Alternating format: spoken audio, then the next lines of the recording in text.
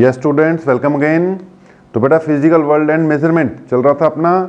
Starting में हमने उसका बस कुछ इंट्रोडक्टरी पार्ट किया है, methods of measurement, system of units etcetera etcetera. अब हम थोड़ा सा इसके मेन टॉपिक्स की ओर बढ़ रहे हैं। मेन टॉपिक्स यानी important from examination point of view. अब दो टॉपिक हैं इसमें, एक है डायमेंशनल एनालिसिस, पहले भी मैंने बताया था। इसके बाद आएगा एरर एनालिसिस। तो दो टॉपिक है भाई, एक डायमेंशनल एनालिसिस और एक एरर एनालिसिस। बस ये लगा लो कि आपके एग्जाम्स में इसमें से ही क्वेश्चंस आने हैं। उससे जो पहले किया वो इंट्रोडक्टरी था, जरूरी होता है, क्वेश्चन थोड़ा बहुत आ सकता है, बट चांसेस हैं कि डायमेंशनल एनालिसिस में मेन क्वेश्चन आएगा आपका। ओके, उसके बाद फिर क्या आएगी, एरर एनालिसिस। तो दो टॉपिक है भाई, बढ़िया से हमने कवर अप करने हैं। तो स्टार्ट करते हैं डायमेंशनल एनालिसिस से। या डायमेंशन वैसे तो आपने सुना होगा, 1 डायमेंशन, 2 डायमेंशन, 3 डायमेंशन, ऐसे करके चीजें आती हैं। यहां पे डायमेंशन का मतलब वो 1 डायमेंशनल, 2 डायमेंशनल या 3 डायमेंशनल मोशन ऐसा कंसेप्ट नहीं है। यहां पे डायमेंशनल या डायमेंशन हम फंडामेंटल यूनिट्स के हिसाब से चल रहे हैं। जैसे हमने देखा कि overall there are 7 fundamental units. ठीक है जी, वैसे तो अपने पास 7 फंडामेंटल यूनिट्स हैं, लेकिन इन 7 में से मेनली 3 ही यूज होती हैं ज्यादा, लेंथ, मास और टाइम।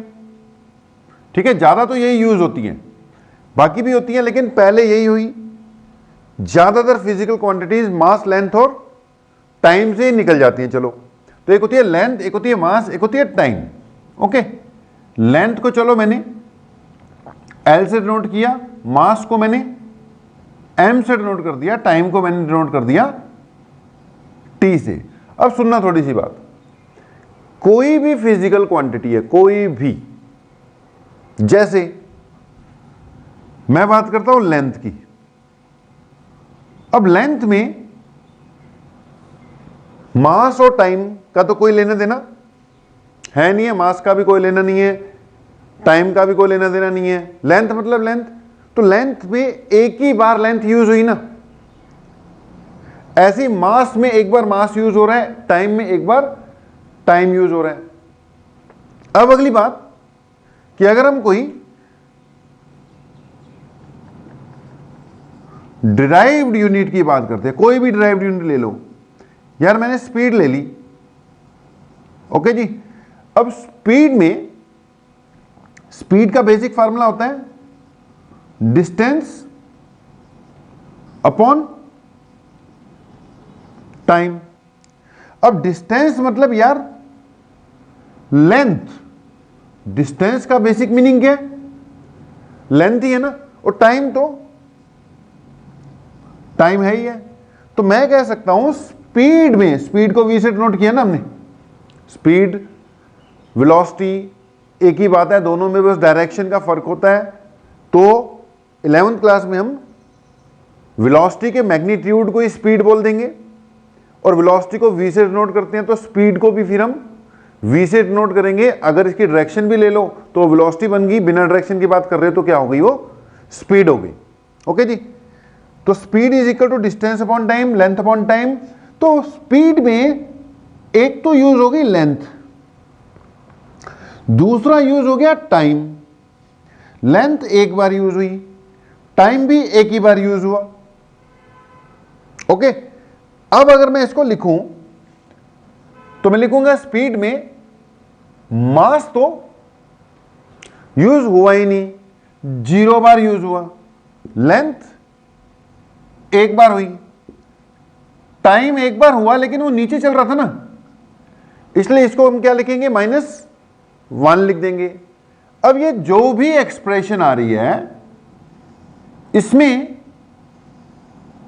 ये स्पीड का फार्मूला नहीं है, ये इसका डायमेंशनल फार्मूला बोला जाएगा अभी थोड़ी देर में। अब इसमें हमने देखा कि यार जो बेसिक फिजिकल क्वांटिटीज है, स्पीड में मास, वो तो यूज ही नहीं हुआ, तो हम कहेंगे mass has 0 dimensions, mass has 0 dimensions. Length एक बार यूज हुई तो हम कहेंगे length has dimension equal to 1, time has dimension equal to -1। That means dimensions का यहां पे मीनिंग है कि यार मास की क्या डायमेंशंस है, कितनी बार यूज हुआ, लेंथ की क्या डायमेंशन है या टाइम की क्या डायमेंशंस है। तो इस एक्सप्रेशन में ये जो पावर्स है ना, पावर्स, ये जो पावर्स हैं ये, इन्हीं को क्या कहते हैं, डायमेंशंस कहते हैं। इन पावर्स को ही हम क्या कहेंगे, डायमेंशंस कहेंगे। ये जो ओवरऑल बन गया m0l t-1, ये जो ओवरऑल बन गया, ओवरऑल ये जो चीज है इसको हम कह देंगे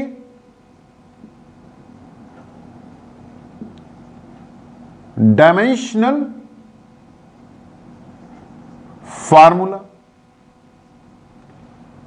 ओके, जो पावर्स है बच्चे वो डायमेंशंस कहलाएंगी, ओवरऑल जो है ये डायमेंशनल फार्मूला बोल दिया जाएगा।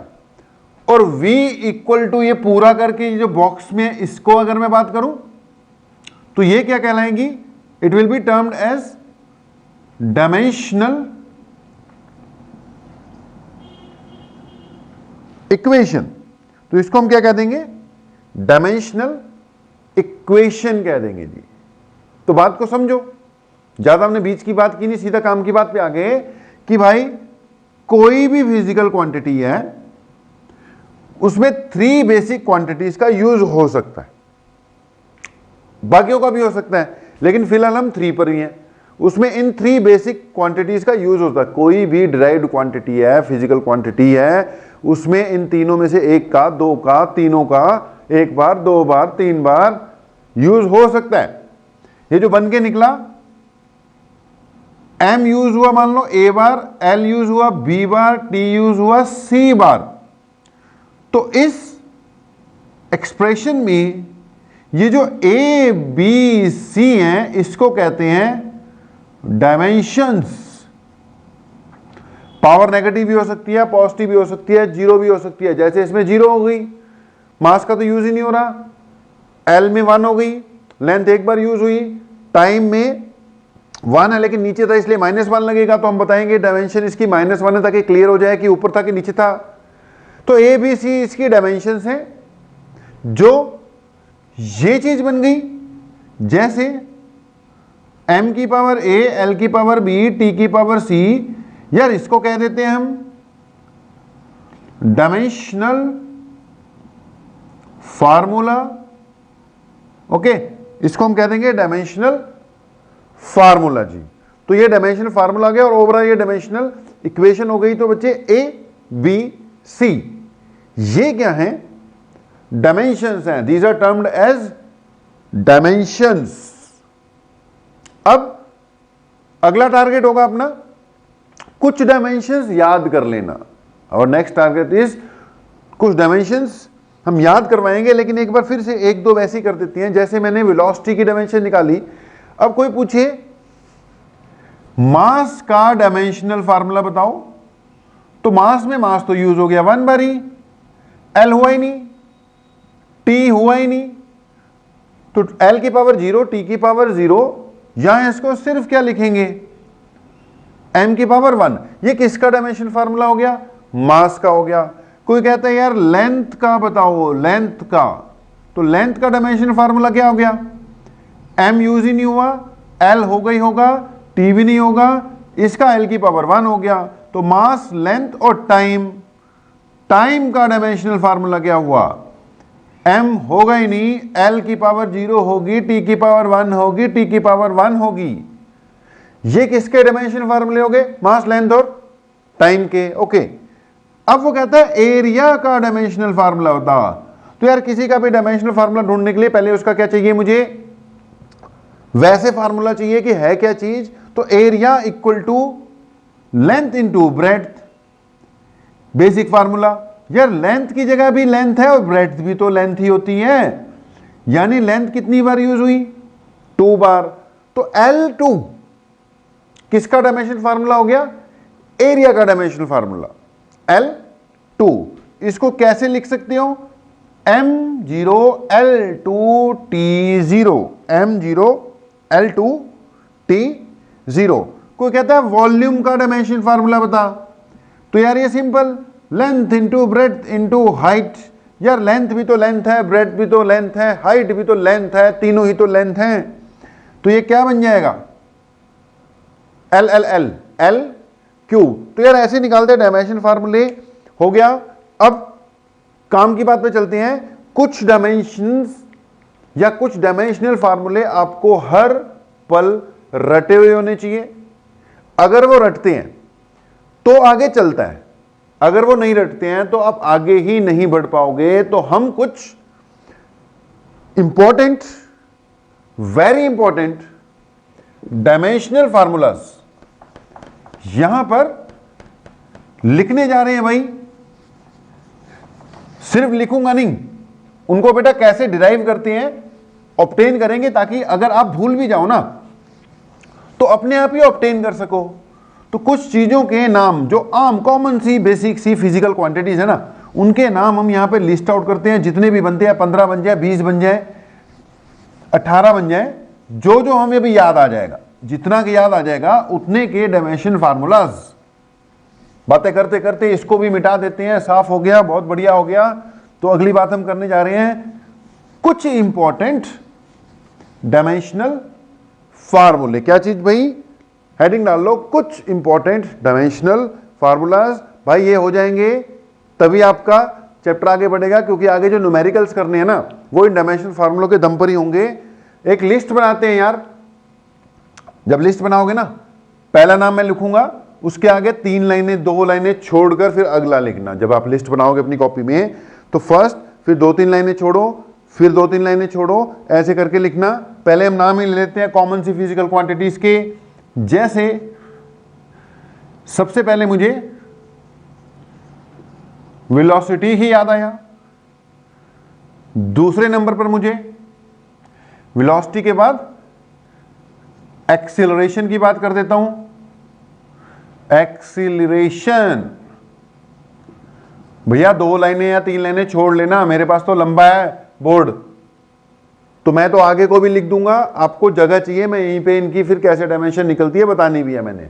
तो वेलोसिटी, एक्सेलरेशन, तीसरे नंबर पे हमने लिख लिया फोर्स, चौथे नंबर पे हमने लिख लिया वर्क, पांचवें नंबर पे हमने लिखा एनर्जी, छठे नंबर पे लिख दिया हमने पावर। ओके, और लिख लेते हैं कुछ। 7वें नंबर पे हमने लिखा वर्क, एनर्जी, पावर, मोमेंटम। जो जो चीजें तुम्हें पता है वही पहले बात कर देते हैं। मोमेंटम हो गया, और क्या याद आता है भाई, प्रेशर। ओके, एक लिख लो प्रेशर, ठीक है जी। और क्या याद आ सकता है, एक क्वांटिटी आएगी यार आगे चलकर 11th में ही, अभी कुछ दिनों बाद, इंपल्स। ठीक है, अगली क्वांटिटी अपने पास क्या आने वाली है, इंपल्स आने वाली है। तो एक लिख लो मोमेंटम, प्रेशर, इंपल्स। 10वें नंबर पे लिख लो एंगल। ओके, 11वें नंबर पे लिखो प्लैंक्स कांस्टेंट। अब ये भी आएगा भाई प्लैंक्स कांस्टेंट। 12वें नंबर पे लिखो यूनिवर्सल ग्रेविटेशनल कांस्टेंट। ठीक है जी। एक लिख लो स्ट्रेस, एक लिख लो स्ट्रेन। और याद आ देंगी और बता देंगे। ओके, 14 तो हो ही गई, 5-7 और आ जाएंगी, 20 के करीब पहुंच जाएंगे। ये डायमेंशंस मतलब हर पल, ये वो डायमेंशन मैंने लिखी हैं जो हर पल पल पल आपको क्या होनी चाहिए, याद होनी चाहिए यार। वेलोसिटी का डायमेंशनल फार्मूला लिखना है, सबसे पहले उसका सिंपल फार्मूला याद करो। उसका सिंपल फार्मूला है वेलोसिटी का, हमें पता है डिस्टेंस अपॉन टाइम।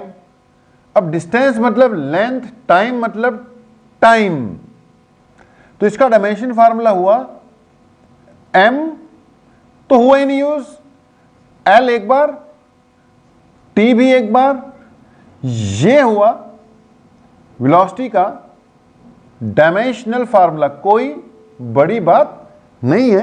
अभी तो थोड़ी देर पहले वेलोसिटी का डायमेंशन फार्मूला निकलवाया था आपको। तो this is dimensional formula for velocity m0 l t minus 1। इसको हम जहां जीरो लग गया जरूरी भी नहीं होता लिखना, एल टी माइनस 1 भी लिख सकते हैं। लिस्ट तैयार करते जाओ।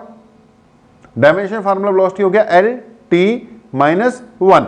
ओके, उसके अलावा अगली बात आ गई एक्सेलरेशन। अब एक्सेलरेशन याद करो कि एक्सेलरेशन का फार्मूला क्या होता है, it is change in velocity upon change in time. Acceleration is equal to change in velocity upon change in time. अच्छा, चेंज इन वेलोसिटी मतलब वेलोसिटी, यार लेंथ की यूनिट मीटर, दूसरी लेंथ की यूनिट भी मीटर, लेंथ में से length minus करोगे तो आंसर तो मीटर में आएगा ना। 50 metre minus 30 metre equal to 20 metre, result भी तो मीटर ही आएगा। तो change in velocity v2 minus v1 किया मैंने, तो रिजल्ट भी तो वेलोसिटी की डायमेंशन में ही आएगा। तो वेलोसिटी या चेंज इन वेलोसिटी एक ही बात, लेकिन वेलोसिटी की डायमेंशन तो निकली हुई है यार, बार बार थोड़ी निकालेंगे, बार बार निकालेंगे क्या। एल टी माइनस 1 निकली हुई थी, मैंने लिख दी। अगली बात टाइम, टाइम टाइम है, टाइम तो टाइम है, नीचे है, ऊपर जाएगा -1 हो जाएगा, -1 पहले था -2 हो जाएगा। तो इसकी डायमेंशन क्या होगी, एल टी माइनस 2। ओके, आप इसको एल टी माइनस 2 भी लिख सकते हो, मास इसमें यूज हुआ ही नहीं, तो m0 एल टी माइनस 2 भी लिख सकते हो। तो ये हो गई डायमेंशन फार्मूला। याद करने के लिए ये है सबसे बढ़िया। जब है ही जीरो तो क्यों लगाना, अगली बार से जो जीरो होगा वो लगाऊंगा ही नहीं मैं। तो क्या डायमेंशन फार्मूला भाई, एल टी माइनस 2। ओके, दो हो गए भाई। अगली बार फोर्स, फोर्स का डायमेंशन फार्मूला ढूंढना है तो उसको याद करो कि भाई फोर्स जो है फार्मूला क्या होता होगा। तो फोर्स का फार्मूला अगर याद करते हो तो सबसे बढ़िया इसका फार्मूला होता है, आपने 9वीं कक्षा में पढ़ा होगा कि force equal to ma, force is equal to ma, याद होगा। Force is equal to m into A, m यानी मास, a यानी एक्सेलरेशन। तो फोर्स इक्वल टू m यानी m एक बार यूज हुआ, एक्सेलरेशन निकल चुकी है एल टी माइनस 2। ये किसका डायमेंशनल फार्मूला हो गया, फोर्स का डायमेंशनल फार्मूला हो गया। याद रखना है, रटना है, फोर्स का dimensional formula m l t minus 2। Okay, अगली बात वर्क। वर्क का कोई भी बेसिक फार्मूला याद कर लो, कोई भी क्या, जो बेसिक है वो बेसिक ही होगा। वर्क आपको पता होगा, it is force into displacement, यानी फोर्स इनटू डिस्प्लेसमेंट। फोर्स का डायमेंशन फार्मूला निकल चुका है, M L T minus 2, displacement यानी लेंथ, लेंथ यानी एल बन गया एम एल 2, एल और एल 2 हो गया, टी माइनस 2 हो गया। तो डायमेंशन फार्मूला हो गया इसका M L 2 T minus 2 M L 2 T minus 2। Okay जी, तो ये हो गया dimension formula for work, M L 2 T minus 2। अब अगली बात आ गई एनर्जी। अगली बात आ गई एनर्जी। यार जो एनर्जी होती है ना, उसको कोई भी फार्मूला यूज कर लो, हाफ एम वी स्क्वायर लगा लो, चलो बढ़िया। कौन सा लगा दिया मैंने, half M V square. Kinetic energy, potential energy सब एक ही चीज है, तो एनर्जी है, मैंने हाफ एम वी स्क्वायर लगाया। बेटा जो हाफ है ना, हाफ, उसकी कोई डायमेंशन नहीं होती। ये जो हाफ है इसकी खुद की कोई डायमेंशन नहीं होती, नंबर है भाई ये तो। मास यानी m, वेलोसिटी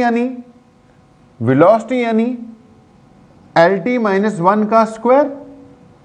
LT माइनस 1 तो था ही वेलोसिटी, ऊपर से उसका क्या लग गया, स्क्वायर लग गया। खोल दो, ये बना m, ये बन गया L2 और ये बन गया T minus 2, ML2 T minus 2। तो ये किसका डायमेंशन फार्मूला गया भैया, एनर्जी का डायमेंशन फार्मूला हो गया। तो ये एनर्जी का जब डायमेंशन फार्मूला हो गया तो आप ऊपर से चेक करो इन दोनों को कि एनर्जी और वर्क दोनों का डायमेंशन फार्मूला क्या हो गया, सेम हो गया। तो एनर्जी और वर्क भैया सेम चीज होती है, इनका डायमेंशन फार्मूला क्या होता है, सेम होता है। तो इन दोनों का डायमेंशन फार्मूला सेम होता है। 1 2 3 4 5 6 डायमेंशन फार्मूला, नहीं यार इसको मैंने 2 बार गिन लिया, 1 2 3 4 5। तो 5 डायमेंशन फार्मूले आपको याद हो गए होंगे या हो जाने चाहिए भैया, इसके बिना काम नहीं चलेगा। अब आते हैं अगले पर, पावर यानी कोई फार्मूला याद कर लो पावर का, वर्क अपॉन टाइम होता है। अब वर्क का तो निकल गया, इसकी तो निकल पड़ी ML2 T माइनस 2, और नीचे क्या है, टाइम है। क्या बना, ML2 T माइनस 1। ML2 तो था ही, T माइनस 1 साथ में बन गया। ये क्या हो गया, इसका डायमेंशनल फार्मूला हो गया, ML2 T minus 1, ML2 T minus 1। तो भैया ऐसे निकालते हैं डायमेंशनल फार्मूला। पहली बात तो याद करनी है, अगर याद नहीं होते तो यार आपको कहीं ना कहीं से, अब 9वीं कक्षा वाले फार्मूले हैं, फार्मूला तो याद आ ही जाएगा, फार्मूला याद आ जाएगा तो अपने आप बना लेना, कोई बड़ी बात नहीं है इनमें। अगर ये हो गए हो तो आगे बढ़ो, रुकना थोड़ी है, बढ़ते चले जाना है। मोमेंटम, अगली बात मोमेंटम बेटा। अब ये जो मोमेंटम है, लीनियर मोमेंटम, P से डिनोट करते हैं, मास इंटू वेलोसिटी होता है, P से डिनोट करते हैं, and it is equal to mass into velocity. अब मास का फार्मूला पता है, m, वेलोसिटी LT माइनस 1। ये जो बन गया MLT माइनस 1, किसका डायमेंशनल फार्मूला हो गया, मोमेंटम का डायमेंशनल फार्मूला हो गया। It is dimensional formula for momentum, it is dimensional formula for momentum MLT minus 1। ऐसे अगली बात आ गई प्रेशर। प्रेशर सोचो, pressure is equal to force upon area. Force का MLT माइनस 1। भाई समझ में लग रहा होगा कि नहीं लग रहा होगा, कुछ भी नहीं है, सिंपल सी कहानी है, वैल्यू पुट करते जाना है, आगे बढ़ते जाना है। फोर्स यानी MLT माइनस 1, नीचे एरिया, एक्सेलरेशन नहीं भाई, एरिया है, फोर्स पर यूनिट एरिया होता है। एरिया यानी metre square, length into length, वो हो गया L स्क्वायर। क्या बनेगा, it will be ML minus 1 T minus 2, it will be ML minus 1 T minus 2। तो ये किसका डायमेंशनल फार्मूला आ गया, ये आ गया प्रेशर का डायमेंशनल फार्मूला। चेक कर लेना, गलती शलती भी हो सकती है। ML minus 1 T minus 2। आगे आ रही है बेटा इंपल्स, ये नई बात है आपके लिए, ये वैसे तो पढ़ ही लेंगे जब अपने चैप्टर आएगा ना, फोर्स वाले चैप्टर में आएगा। 3rd यूनिट है, भी टाइम लग जाएगा, महीना डेढ़ लग जाएगा वहां तक पहुंचते पहुंचते, बीच में एक बहुत बड़ी यूनिट है, तो वहां पे इंपल्स आएगा बच्चे टॉपिक। अब ये क्या होता है नहीं बताएंगे, फार्मूला बताएंगे बस, याद रखना। Impulse is equal to force into time, impulse is equal to force into time. इसके हिसाब से फोर्स की डायमेंशन तो याद होनी चाहिए, MLT माइनस 2। चेक कर लो, फोर्स की डायमेंशन MLT माइनस 2। तो MLT माइनस 2 के साथ में टाइम की भी लगेगी, टाइम की भी लगेगी, तो ये बन जाएगा MLT माइनस 1, ये बन जाएगा MLT माइनस 1। अगर इसको ध्यान से देखें इंपल्स को, तो बन जाएगा MLT माइनस 1, और यहां पे ढूंढ लो कहीं पर MLT माइनस 1, कहीं और दिखाई दे रहा होगा तो ऊपर देखो, ऊपर तो देखो, ऊपर जब आपने देखा तो ये बन गया mlt-1 मोमेंटम का भी है और mlt-1 इंपल्स का भी है। तो बातों बातों में हम ये भी देख रहे हैं कि यार ऐसी कोई चीजें हैं जिनके डायमेंशन फार्मूला आपस में इक्वल हो सकते हैं। तो है यहां से क्या याद करना है आपने, एनर्जी और वर्क सेम डायमेंशन फार्मूला। यहां से क्या याद कर लो, इंपल्स एंड लीनियर मोमेंटम है सेम डायमेंशनल फार्मूला। उसके बाद आते हैं एंगल। एंगल की वैसे तो भाई यूनिट है, एंगल की वैसे तो यूनिट है रेडियन, लेकिन वो 7 फंडामेंटल क्वांटिटीज में कहीं आती नहीं है, वो तो आगे जाके सप्लीमेंट्री क्वांटिटी में एंगल को लिया था। तो एंगल MLT भी नहीं यूज होता है उसमें, अदर फिजिकल क्वांटिटीज भी 7 में से कोई नहीं यूज होती। तो एंगल को बेचारे को कोई डायमेंशन देते नहीं है, हम कहते हैं भैया तेरा मास भी 0, तेरी लेंथ भी 0, तेरा टाइम भी 0, यानी इसका डायमेंशन फार्मूला क्या है 0 0 0, m0 l0 t0। हम कहते हैं कि इट इज डायमेंशन लेस, हम कहते हैं इट इज डायमेंशनलेस। ओके, अब अगली बात प्लैंक्स कांस्टेंट, ये भी नई चीज है। अब प्लैंक्स कांस्टेंट बेटा H से नोट करते हैं, ये याद होना चाहिए, काम आता है कहीं कहीं। यूनिवर्सल ग्रेविटेशनल कांस्टेंट G से नोट करते हैं, ये भी पता होना चाहिए। ये दो मैं बनाता हूं, पहले एक बार स्ट्रेस स्ट्रेन की बात खत्म कर दूं, ये इजी है बेटा। स्ट्रेस जो होती है ना, स्ट्रेस होती है thrust per unit area, thrust force को ही कहते हैं। तो बेसिकली स्ट्रेस भी प्रेशर जैसी चीज है, थोड़ा फर्क होता है बाद में बताएंगे।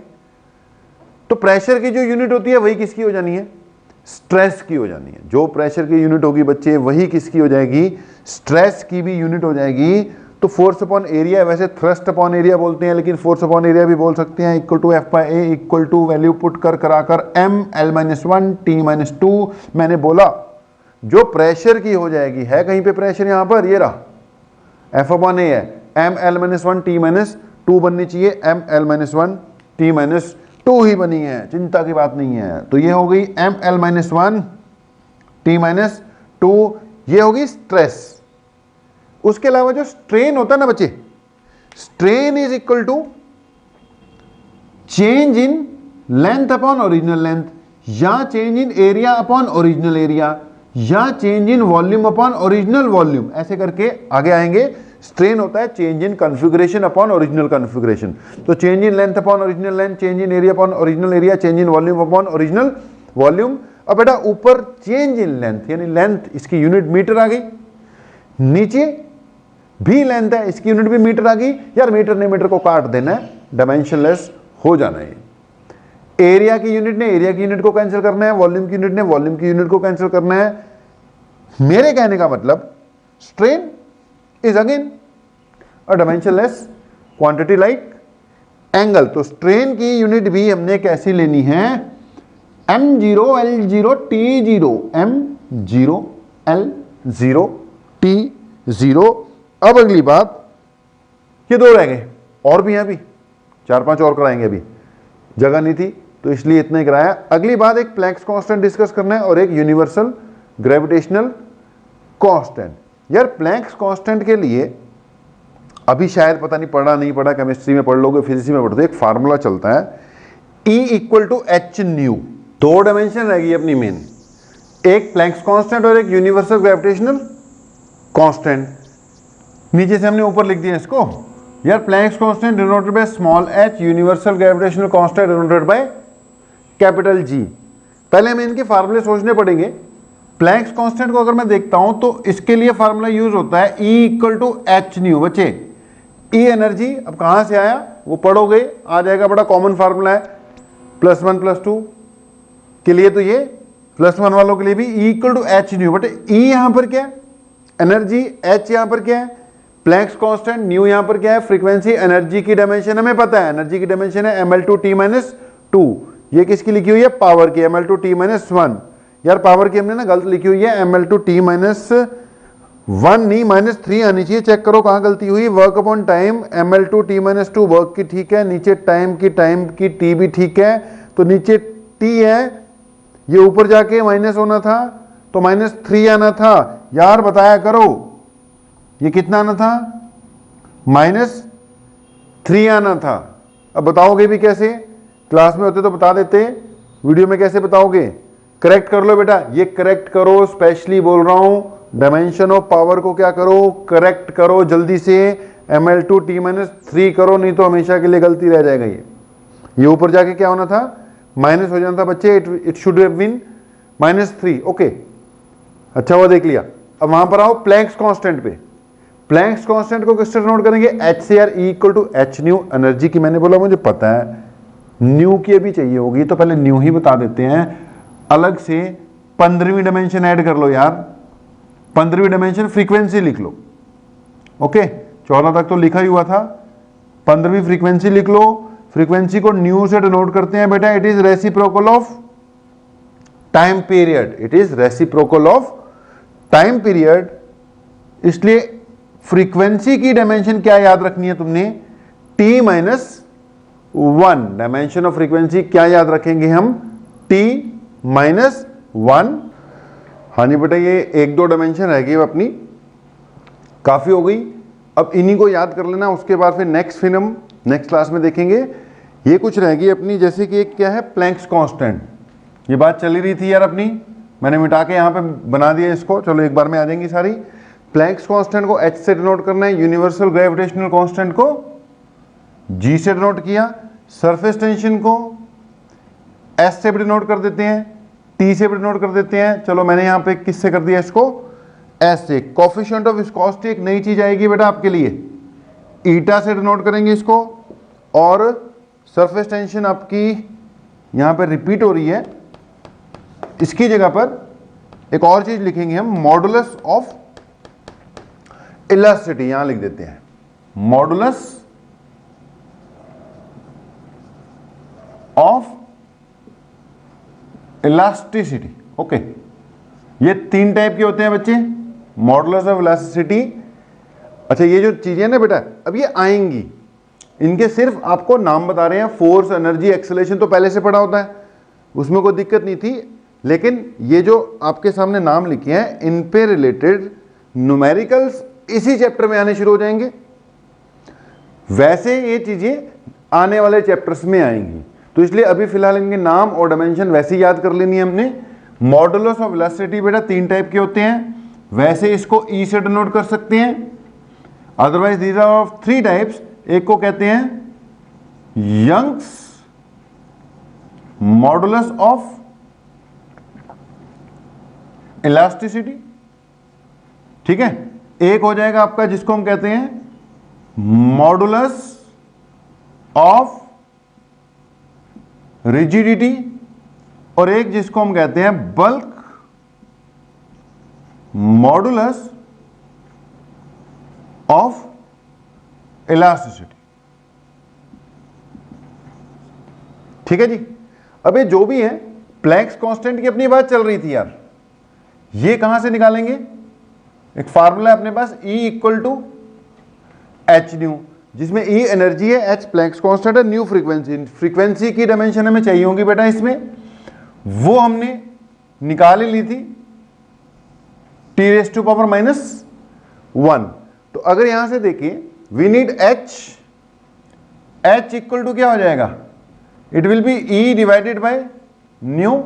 आप बेटा जी चेक कर सकते हो, एनर्जी की डायमेंशन हमने क्या कैलकुलेट की थी? mL2T-2। एनर्जी वर्क की सेम डायमेंशन थी, देखा होगा आपने, तो इट इज mL2T-2। नीचे फ्रीक्वेंसी की जगह T-1, फ्रीक्वेंसी की जगह नीचे आ जाएगा T-1, और ये बन जाएगा mL2, एक कैंसिल हो जाएगा, T-1, mL2T-1। This will be dimensional formula of Planck's constant. याद रखना यार, काम आएंगी चीजें। अब इस पे ना क्वेश्चन आने, पहले आपको ये याद करवाएंगे आज के लेक्चर में, उसके बाद क्वेश्चंस पे चलना है फिर हमने।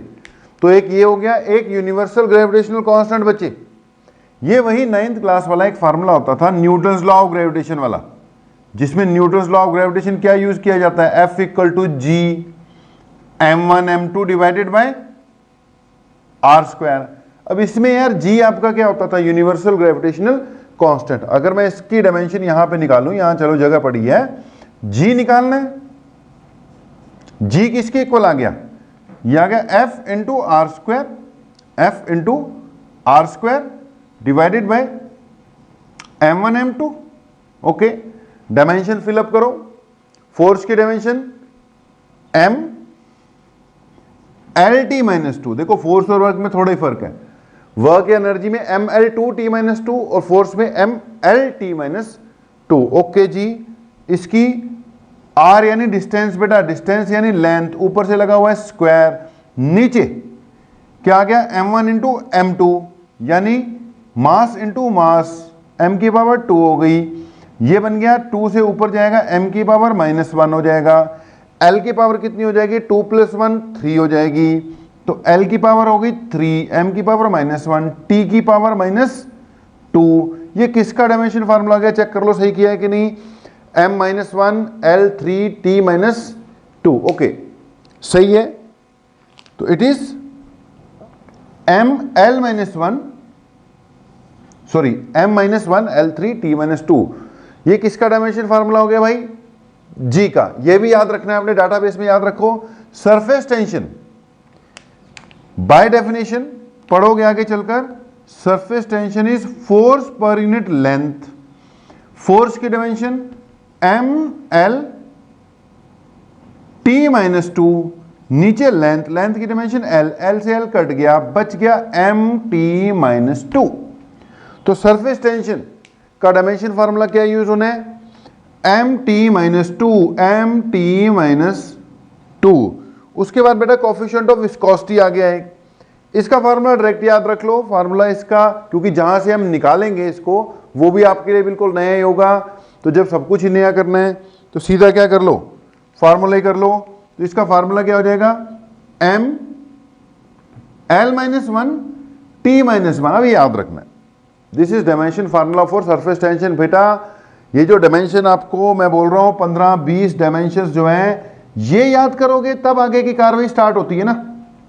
जब यही नहीं होंगी तो आगे भी स्टार्ट नहीं हो पाएगा कुछ भी। अगर ये ही नहीं होंगी तो आगे कुछ भी स्टार्ट नहीं हो पाएगा। तो m l -1 t -1 हो गया। अब लास्ट पे आ जाओ, मॉडुलस ऑफ वेलोसिटी। डायमेंशन तो बहुत है, अपनी बुक्स नोट्स वगैरह उठा के देखोगे तो भरे पड़े होंगे डायमेंशंस, तो उसमें बहुत है। ओके, कम से कम भी 100 डायमेंशंस की लिस्ट होती है आपकी बुक्स में, लेकिन हमने 100 थोड़ी याद कर लेनी एक ही बार में, 15-20 कर लो बहुत है, उससे अपना काम चलना शुरू हो जाएगा बढ़िया। उसके बाद भी जैसे जैसे नई नई चीजें आती जाएंगी वैसे वैसे उसकी डायमेंशंस भी आती जाएंगी, वो याद होती जाएंगी।